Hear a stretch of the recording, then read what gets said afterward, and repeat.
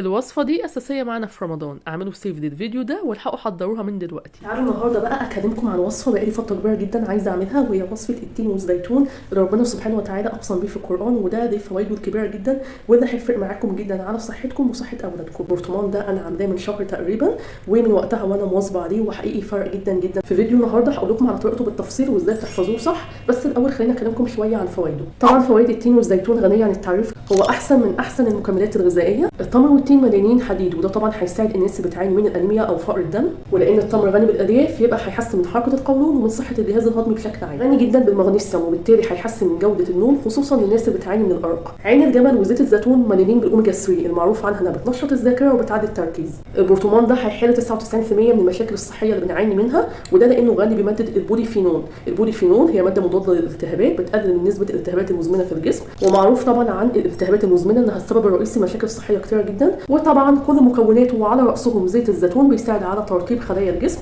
فهيساعد على ترطيب البشره والشعر. كمان هو مسكن طبيعي قوي جدا، وبالتالي هيساعدنا في السيطره على الام المفاصل والعضلات. وطريقته مفيش اسهل منها، يلا نشوف الطريقه. اول حاجه طبعا هنجيب التين المجفف اللي معروف انه غني بالالياف والمغنيسيوم، عشان كده بيحسن من كفاءه الجهاز الهضمي. كمان في نسبه عاليه من الكالسيوم والفوسفور، وده هيساعد على اعاده تكوين المفاصل، ده غير انه بيقلل من الضغط العالي. وعلى الرغم من ان التين طعمه حلو الا ان الالياف اللي فيه بتساعد على تنظيم سكر الدم. كمان غني بالبوتاسيوم اللي بيقوي عضله القلب وبيقلل فرصه الاصابه بالجلطات. كمان بيساعد على فلتره الكبد من السموم. حطيت عليه نفس الكميه تقريبا من التمر. انا هنا استخدمت التمر المجدول المعروف عنه انه بيدي طاقه رهيبه، هقطعه برده قطع صغيره، وفي برطمان معقم هحط قطع التين والتمر. حطيت عليهم عين جمل مع معلقتين من السمسم ومعلقتين من حبه البركه. نيجي بقى للخطوه المهمه، هنغمر المكونات كلها مع بعض بزيت الزيتون. انا الكميه دي اخدت مني حوالي 350 مللي. نقفل البرطمان كويس ونغطيه بفوطه ونشيله في مكان ما فيهوش اضاءه لمده اسبوع، وبعد كده بقى نبدا ان احنا نستعمله. جربوا تاخدوا معلقه يوميا على الريق وهتحسوا بالفرق خلال ايام. وعشان تتغلبوا على شعور الارهاق والتعب في رمضان، يلا ابداوا حضروها من دلوقتي.